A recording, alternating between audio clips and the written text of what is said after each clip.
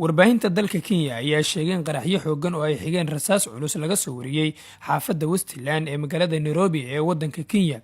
Warar aan la xaqiijin ayaa sheegaya in abaarihii 3 galabnimo ee xilliga Afrikada Bari uu qaraxu ka dhacay meel ka baxsan mid ka mid ah dhismayaasha ku yaala halka la yiraahdo 14 Riverside ee xaafadda Westland ee magaalada Nairobi. Sawirka gaari uu dab qabsaday iyo qiiq xooggan oo laga arkayo deegaankaasi ayaa la soo dhigay baraha bulshada daqiiqadihii ugu dambeeyay.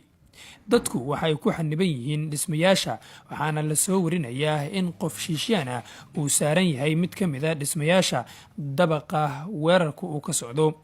Xaaladda ayaa weli cakiran iyadoo boolis badan loo daadguriyay deegaanka ay qaraxyada iyo rasaasu ay ka socdaan ee xaafadda Westland ee magaalada Nairobi ee waddanka Kenya.